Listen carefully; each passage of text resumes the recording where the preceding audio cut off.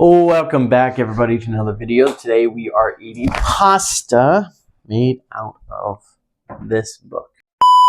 Hello, welcome back to another video on the YouTube channel. Joined again by Levi, which means we're talking about this book, book 2 in the Empire of Silence series, also known as the Sun Eater series, correctly known as the Sun Eater series. This is Howling Dark. Levi, thanks for joining, and what are your initial thoughts? Thank you, Noah. On our previous review of the previous installment, Empire of Silence, I had a lot of criticisms and thoughts, but I won't repeat them all here, but I will summarize one of my criticisms, which was that the installment didn't really stand on its own. Yeah. It began with Hadrian's early life only so that we can know Hadrian for the rest of this series, not for the rest of that book, but for the rest of the series. And then it also ended where it did, not because that's where the Empire of Silence needed to end, but because if it went on any farther, it would get into this installment. So it had to stop so that this one could begin. Yeah. So I felt like nothing inside the book itself, other than the fact that it was going to be part of this grand series and set up it, constituted its own existence, right? So I could go on, but I kind of said all of that in the previous review. This one, however, does. At the very beginning of the book, we know, as we did at the end of the last book, that Hadrian's goal is to get to Vergossos. Vergossos. This fictional, to him, this mythical planet with this king of 1,000 eyes and all this stuff. And he knows if he can get there and he can attach himself to the only human connection to the Cielcin. I always want to say Sicilians. Cielcins.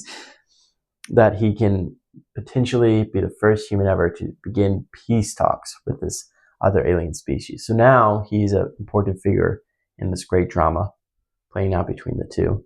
And so we're reading it expecting that by the end of this book, we're going to know if he succeeded or not. And by the end, we do. Right. And so the book ends after we learn the truth of how that all plays out. So instead of it ending because the next installment needs to begin, or existing solely for the to build so that the other installments can be built upon it, it is a story in and of itself. And so I think it's far superior to the previous installment for that reason alone. Yeah, well said. Good summary. I agree with you. I think it is far superior. I enjoyed book 1. And as I was getting towards the end of this one, I almost thought, wow, this is like twice as good as the first book, even as good as I thought the first book was. Even as, like Levi mentioned, sort of useless as it was, as just set up, not really a standalone. And you know, some of those plot points in book 1 could sort of have been summarized in a very short form, as certain stories in this are kind of summarized that we don't see stuff that happens in the between time. And so, yeah, having said that, I think this one is a very good addition, and it doesn't set up as much of a, hey, you really need to read book 3 in order for the continuation of the story, but it makes you want to read book 3 just for its quality, I think. Right, yeah. So I agree. I think this will be pretty just spoilery. I don't know that there's any value in saying, I guess we've kind of already said our piece. We enjoyed it. It in a way stands on its own, and it kind of improves on everything that the first one does. Right. But I still think we'll just go right into spoilers as far as plot and character and all that stuff, because if you're here, you probably have read the first book.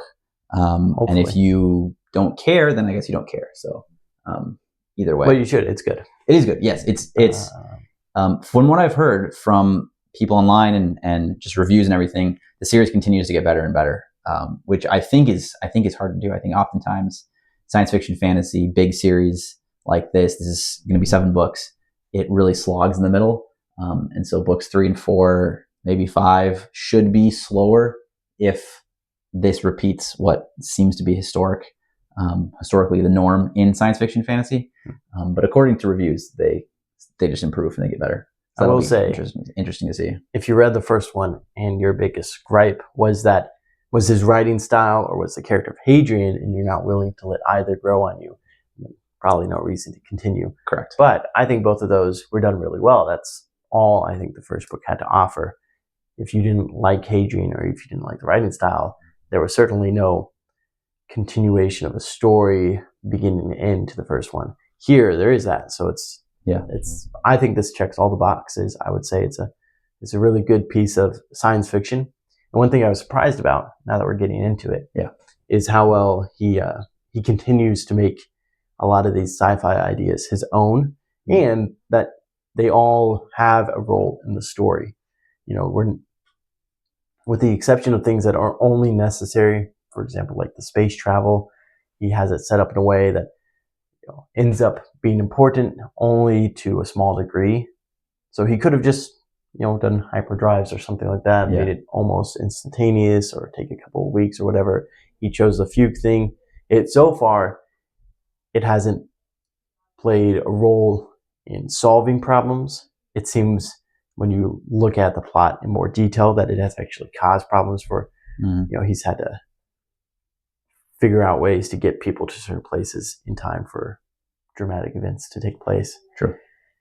But all of the way that AI works in the story, the way that alien species are set up and are mysterious and completely unknowable to humans is very interesting.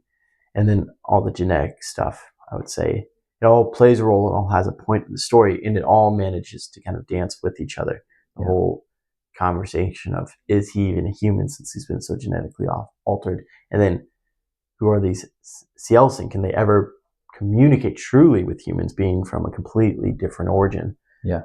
We have no idea and no basis for understanding their thoughts or reasons or wants. And those two things dance really together. Cool, in a really interesting way as a thing. Yeah, it's a very philosophical book, which I think good science fiction generally is. It asks questions about humanity and about people and society, and this does that very well. And there's all these aspects are blend. The world is very realized and very believable. It feels lived in.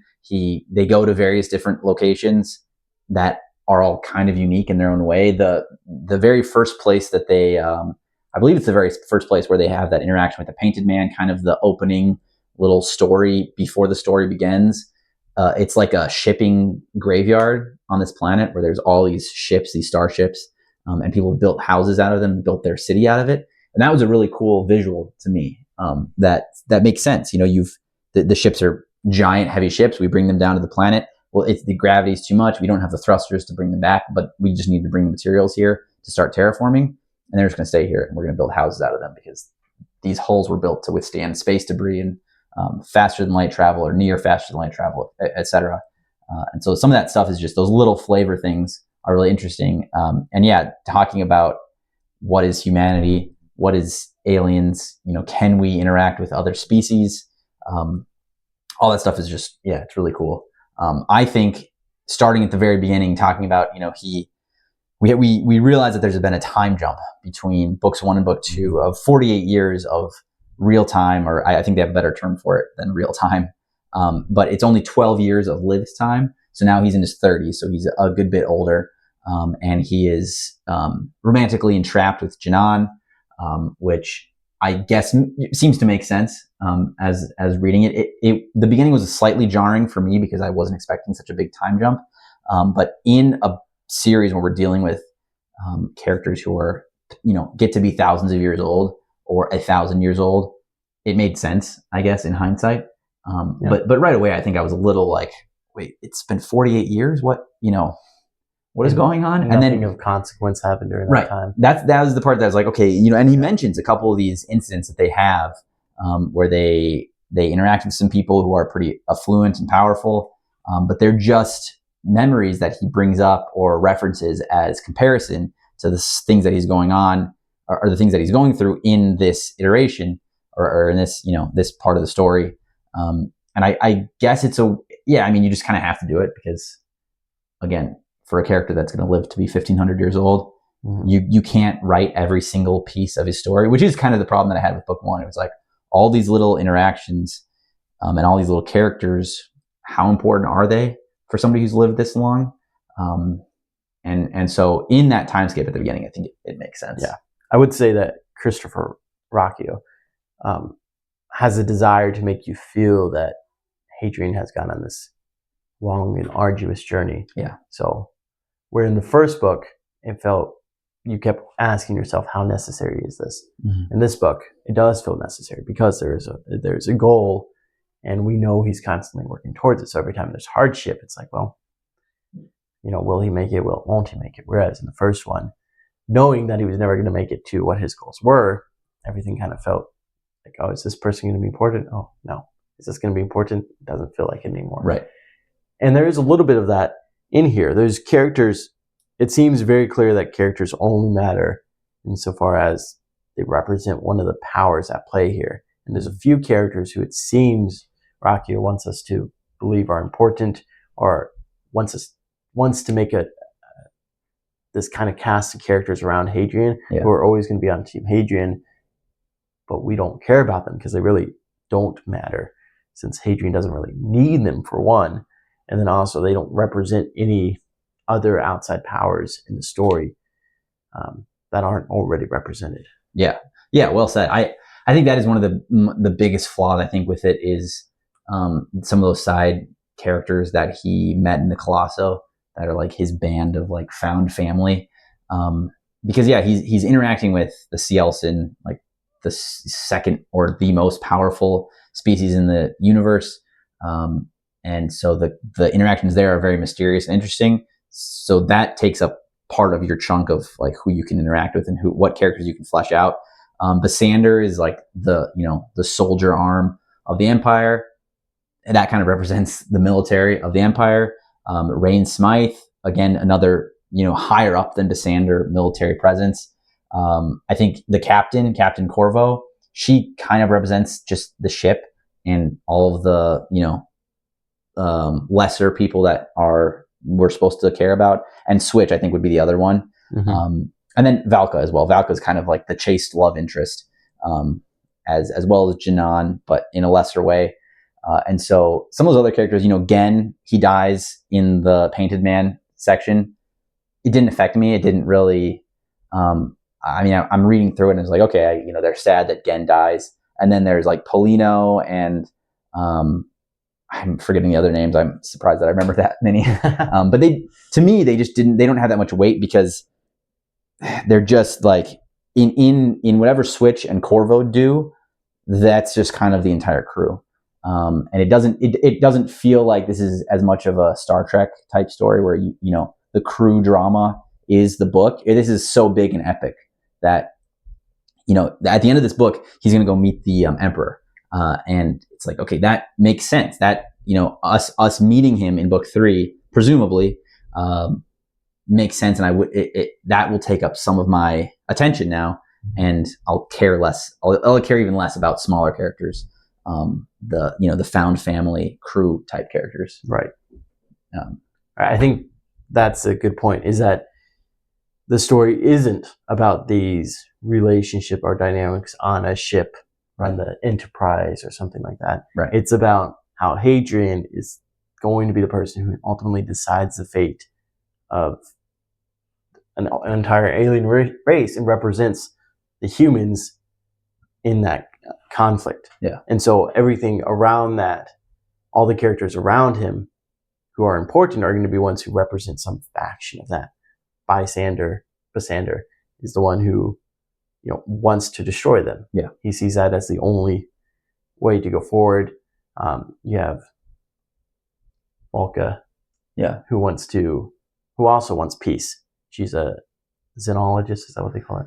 Yeah. And so she wants to find peace and she's Tavrosi, so she has some connection to machines because they have implants and stuff. Right. And so she represents that, whereas the Empire is completely against all that stuff. Right. Considers it witchcraft. And so those are interesting dynamics to put Hadrian in the middle of. Whereas this crew that for the most part is just, in the dynamics of the story, they don't represent any powers at play.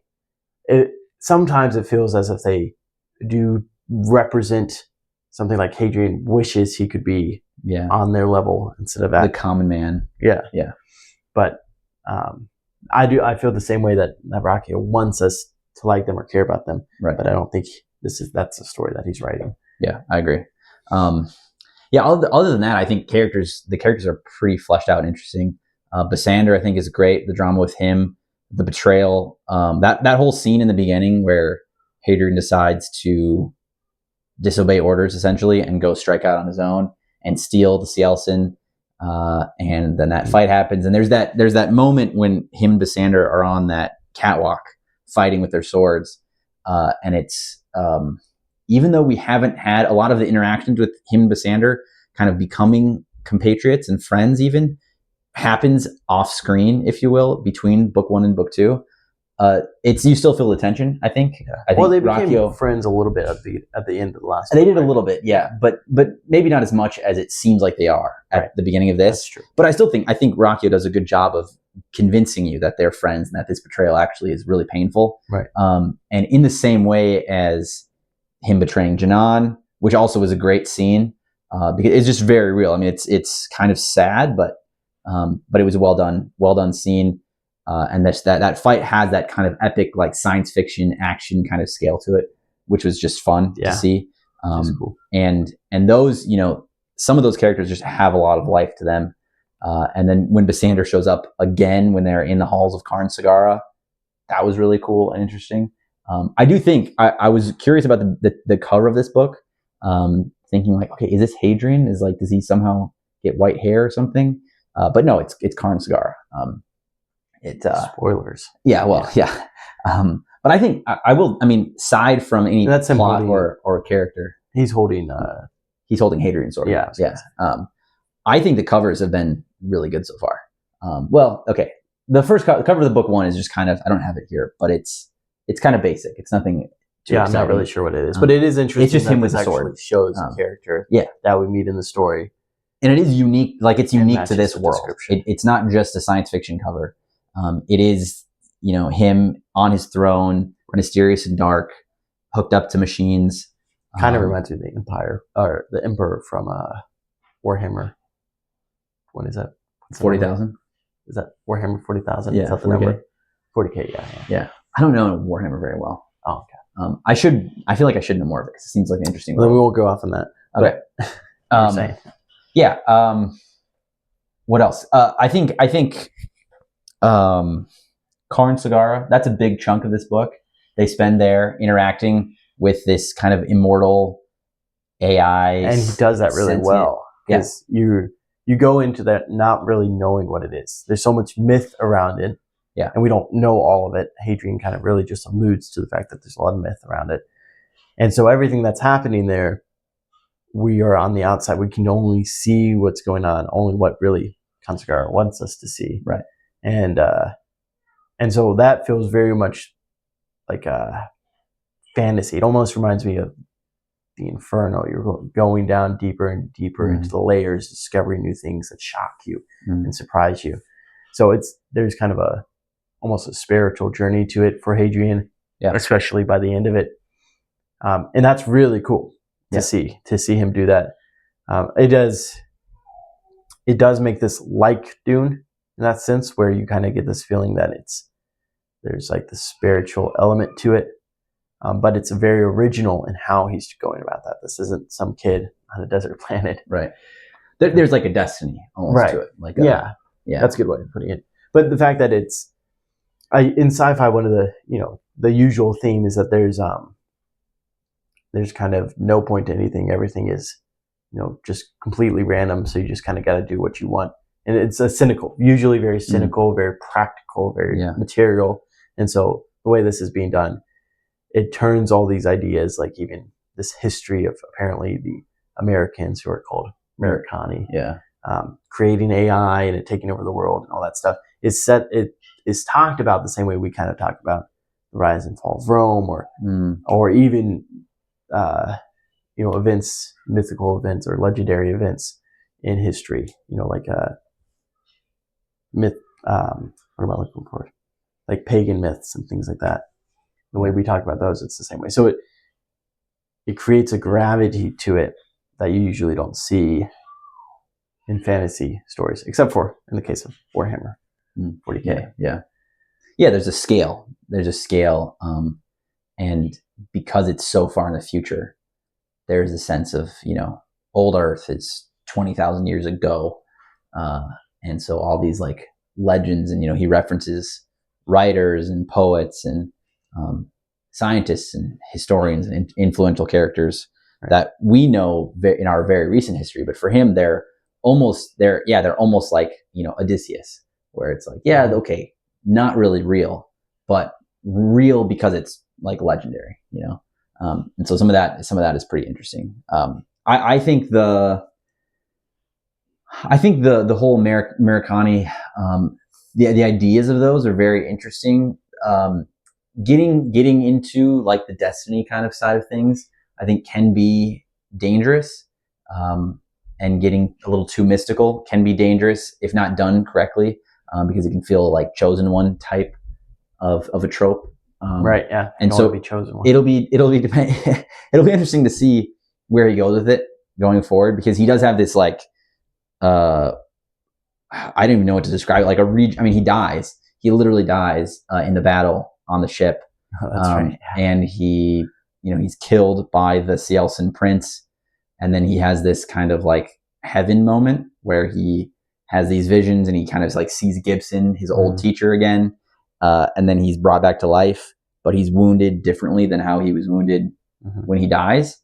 So that's almost like, okay, now are we entering like a multiverse kind of plot line, which I hope not, because I don't love multiverse stuff. No, I think it's more about, it seems to me that he's going on a route where he's going to explore the very idea of life, because this quiet species exist in such a way that before they come into existence, they can manipulate things to make their existence, which reminds me of how, like, your body is taking on living things and putting them together and doing things in order to create more cells and that sort of thing. Yeah. And so there's kind of like this idea of that on a universal level, where all these things in the universe are being pushed together so that to create a specific life. I just hit the mic a little bit there. So, yeah. So I think that that's where this is going. It's going to, and that's kind of how he sets up the destiny thing too, is the quiet deciding everything for him. Is it guiding him because it needs him? What does that mean? Why does it need him? Right. So there's a lot of interesting questions left open by the end, and by the fact that he was resurrected. Yeah. It seems like a critical moment. But I do feel like, funnily enough, there were so many other things that I felt were much more, probably because they felt less fantastical. They were a lot more, it's kind of like how if you don't see the creature, you're more interested in what could that be, sort of situation, where I almost forgot the fact that he had risen from the dead, and I'm far more interested in everything that was on that planet and this Cielcin too. Yeah. All the interactions there, and this idea that we couldn't quite even communicate ideas because there was no exchange, there was no comparison in words. Yeah. It was very interesting to me. Yeah, I agree. I think that's the interactions with the Cielcin. It seems to me the typical thing that you would do in science fiction is sort of the Avatar, Pandora, the blue cat aliens thing, not Avatar: The Last Airbender, but where we go to this place, we're supposed to interact with these savages, and then we realize that no, they're actually great people, and we've been wrong, and now we need to like join with them. Dance with Wolves did it. Fern Gully, I think there's, it's not a new concept. And so I think the expectation almost going into this is the Cielcin are just misunderstood. We just have a language barrier, but there's nothing wrong with them, and they're attacking out of a different reason than we think. But as this book specifically goes on, we do learn that they have just their culture and their society is so vastly different from what the humans do and think. That it's like there is no interaction, because they don't even have they don't understand mercy, they don't understand a free trade. Like there's no such thing as just a fair exchange. We could never fair exchange something. Somebody has to take advantage in any interaction, and that almost like the way that gender interacts with how they exchange things. There's just a lot of interesting ideas about this species that are so different from the humans, and so in lieu of just going, no, we've come to a place where we realize the Cielcin are better than us, and Hadrian decides to join the Cielcin, and this reverse crusade against the humans, which I think would be very typical. And so him kind of turning that on its head and going, no, there's really no solution to this other than just conflict. It's not just that they're evil. Yeah. It's not just that they're misunderstood. Right. It's just that the way they are is completely different. Right. So it's the interaction is just extremely difficult, and you see that with that debate where they have this weeks long discussions trying to interact and trying to come to peace and trade. Towards the end of it, they're going to trade one of the Cielson for Hadrian, and Hadrian's going to go with them. And then you have the Empire shows up and destroys their ship, their world ship, and you realize then that Bassander was basically just stalling the entire time, which I think is a really good surprise scene. And it's one of those scenes where you go, oh, of course that's what he was doing, because he doesn't care about peace talks. Like Levi mentioned earlier, his whole existence in the story is to show the character who only wants to destroy them. That's his That's that part of the Empire. That's what they want to do. That's Bassander. That's his character. That's our gateway into seeing that part of this organization, this piece of humanity. And so when he makes that a betrayal, quote unquote, and Hadrian's just shocked, it's like, of course he was doing that the whole time. Of course this was just fake, so that we had enough time to get our ships there to blow up his ship, to blow up their ship. So I thought that was made a lot of sense, and it was a good scene, just that destruction. And it's interesting too, because I think he does a very good job of kind of having there'd be these setups and payoffs throughout the books. One of the ones I noticed is this double betrayal. You have Hadrian betrays Bassander in the beginning of the book. Snitch betrays Hadrian at the end, and you get to see how both react, how they ultimately end up handling it. And Bassander looks a lot better because he ends up, not hating. Obviously, he has a whole scene where he's like, if it was up to me, I would do this or that. Yeah. But he ends up having respect for Hadrian and his choices, where Hadrian completely hates. I mean, he was just hating on Switch. Yeah. He's a Switch hater. Yeah. Which that feels, it maybe goes back to the thing we mentioned earlier, where some of the characters are forced into existence a little bit, where it's not that surprising that Switch would do something like that, probably. His stakes are very small. He's not going to live as long as Hadrian. He's just a regular guy. He's not a Palatine. And so Hadrian is like, oh, I'm going to sit here for another 15 years. That's a scratch in the existence of my life. Whereas Switch, we're going to sit here just, in lock in the ship for 15 years. I'll be dead in another 10 years, So there's a level there where it's, Hadrian is existing on a bit of a different plane than Switch. But Rocchio wants us to believe that. Is he a different species? Yeah. Those are, it's very Blade Runner-esque, are you a replicant? That's which I think is just good science fiction. Are you a man, or what is humanity? Yeah. Are you just are you machine, man? Muppet of man. Muppet of a man. Very manly Muppet. Yeah. That's what book 3 is called. A very manly Muppet. It is, yeah. I'm looking forward to reading that. It's gonna be great. Anything else? Any big moments that stood out to you? Anything that was bad? No, there are, again, the whole long and arduous journey kind of theme that plays out here. It takes forever for them to get from one place to another in the galaxy, and then when they get there, they have to fight, and he has to make these decisions. And then there's that whole scene where he's on this traveling ship. Yeah. There's a lot of cool things happening there, and there's a lot of setup that tells you that something's going to happen at Vergosos, that they're going to find it. But that's just a big part of the story, and it's the world that he set up, and so it works well for what it is. But it does mean there's a lot of moments where you're like, okay, now we're stuck here, and he's probably going to make this a whole chapter just so that we feel the weight of it. The weight of it. Yeah. So there's that. I do think that he did a great job of making every character make smart decisions and yet still get where he wanted to go.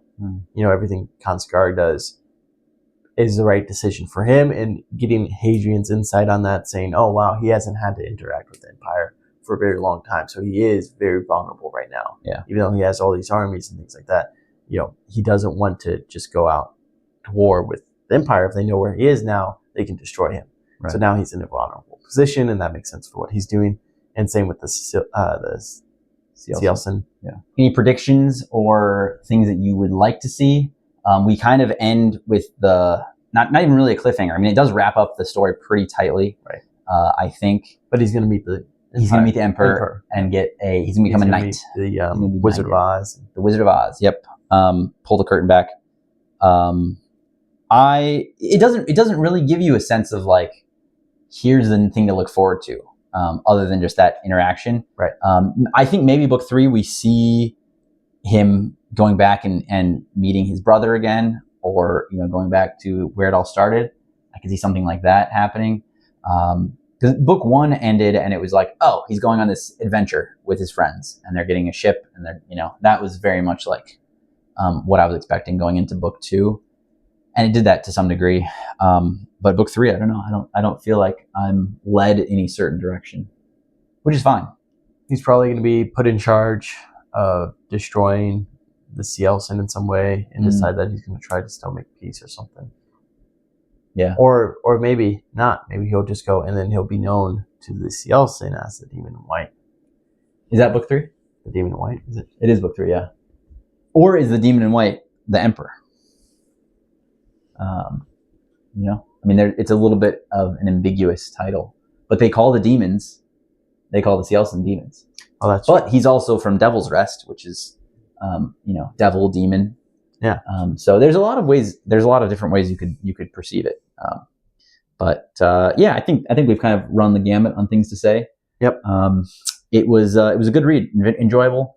I liked it a lot. The prose, again, if you're not interested in the prose, if you're not interested in the character of Hadrian and that first person voice, you just got to stop reading, because I think it's just going to be more of that. And the prose, for me, I thought the prose is great. It really carries the story, and Hadrian's an interesting character. So great stuff. Thanks for watching. Thanks for following along. Christopher Rocchio. Good work. Use his link, and that'll support the channel. That's his channel or ours? Yours. You don't have a link? I don't have a link. No, this is just completely free. Yeah, we'll get on reading book 3 and put out a review at some point, hopefully, and continue on until the series ends this November. So thanks for watching. We'll see you in the next one. Not even like a little link? Like a toon link? Young link? Don't have any links, no.